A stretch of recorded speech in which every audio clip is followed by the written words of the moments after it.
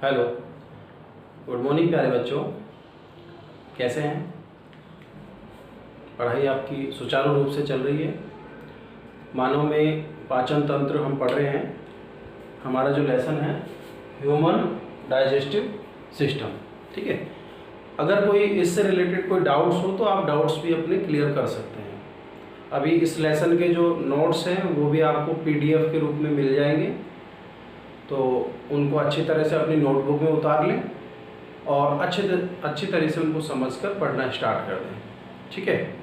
तो मानव में पाचन तंत्र में हम पाचन की क्रियाविधि पढ़ रहे हैं। क्रियाविधि में हमने सबसे पहले देखा भोजन का अंतर्ग्रहण कैसे करते हैं। मुख गुहा में भोजन को ग्रहण कर लेना, अंतर्ग्रहण।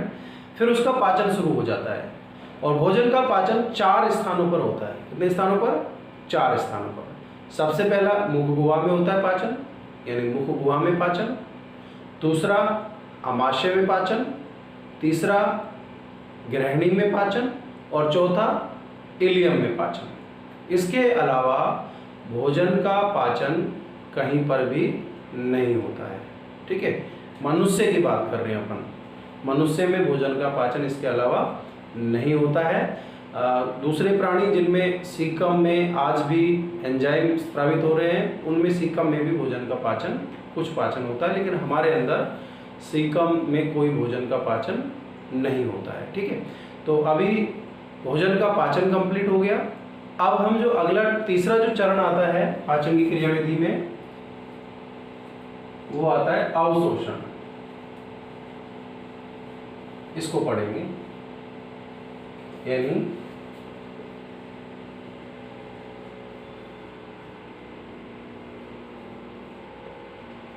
एब्जॉर्प्शन, ठीक है। अवशोषण यानी एब्जॉर्प्शन।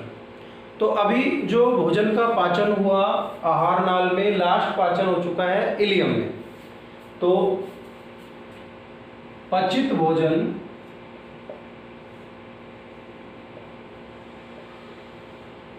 का आंत्र उपकला द्वारा, यानी आंत्र की जो उपकला है उसके द्वारा रक्त में प्रवेश,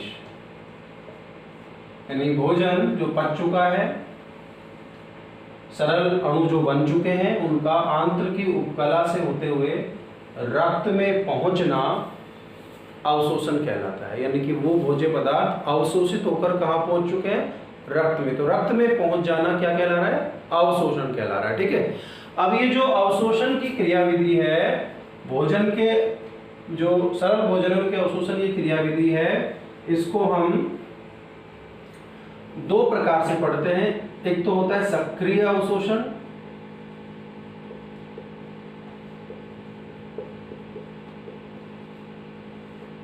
और एक होता है निष्क्रिय अवशोषण।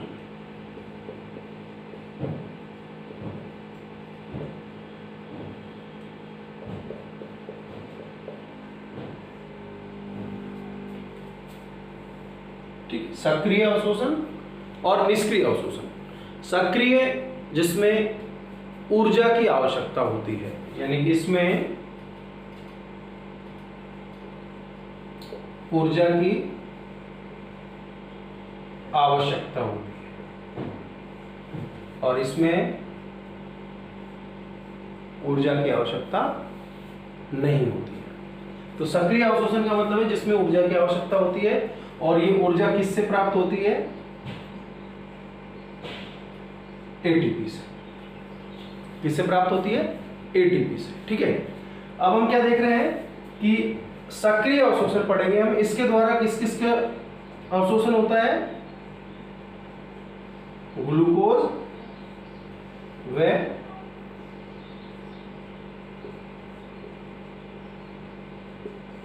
एमिनो अम्ल का, ठीक है। और इसके द्वारा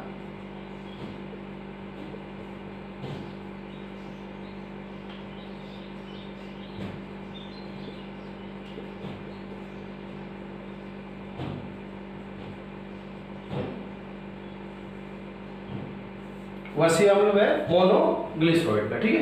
तो सबसे पहले आज हम पढ़ेंगे सक्रिय अवशोषण किसका, ग्लूकोज व अमीनो अम्लों का। ठीक है, तो सक्रिय अवशोषण जो है उसकी बात करते हैं अभी।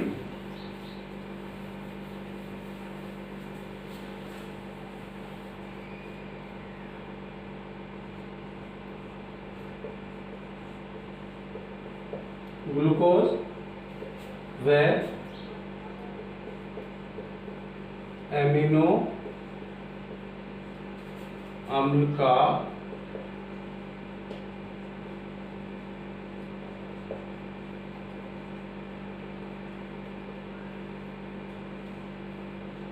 सक्रिय अवशोषण।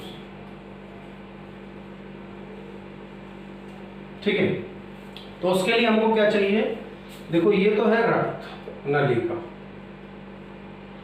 ठीक है, रक्त नलिका के बाद ये है आंत्र उपकला,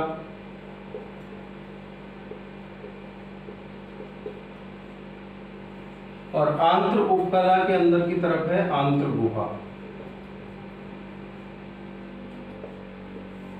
ठीक है, ये आंत्र उपकला हो गई।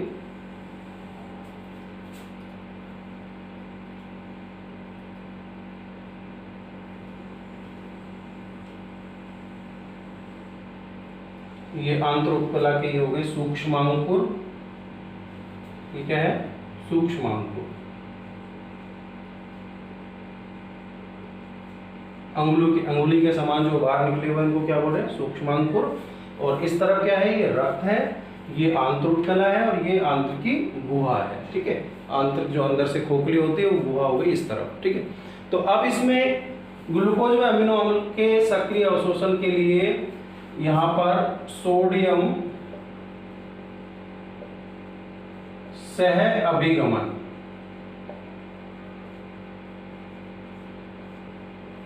द्वारा ये सक्रिय अवशोषण होता है। सोडियम सह अभिगमन द्वारा कैसे, देखो सबसे पहले हमें ये देखना होगा कि ये जो आंत्र उपकला है इसमें Na+ आयन होते हैं, सोडियम आयन होते हैं। कौन होते हैं, Na+। कहाँ मिलते हैं, आंत्र उपकला में। ये आंत्र उपकला से निकलकर और आंत्र गुहा में आ जाते हैं। कहाँ जाते हैं, आंत्र उपकला से निकलकर कहाँ गए ये Na+ है, और ये आ गए आंत्र गुहा में। ठीक है, एक चीज और जान लेते हैं कि यहाँ पर ये जो आंत्र उपकला है, ठीक है, यहाँ पर ये परिवहन प्रोटीन होते हैं।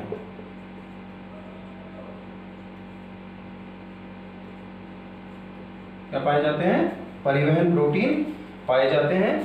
इसको थोड़ा और आगे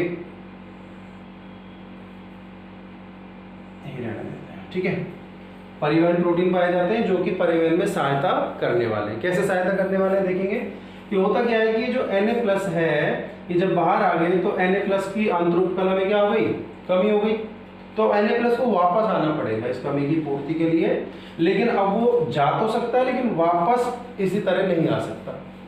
तो उसके लिए क्या करना होगा, उसके लिए इस Na+ को इस परिवहन प्रोटीन से जुड़ना होगा।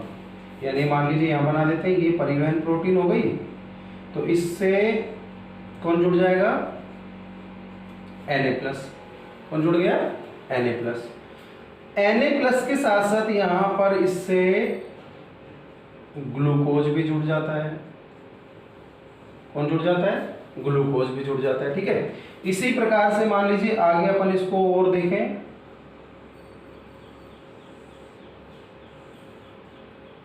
एक मिनट, ठीक है, दिख रहा है। तो आगे और देखें तो यहां पर ये Na+ के साथ ये Na+ जुड़ गया, और यहीं पर इसके साथ अमीनो अम्ल भी जुड़ जाता है।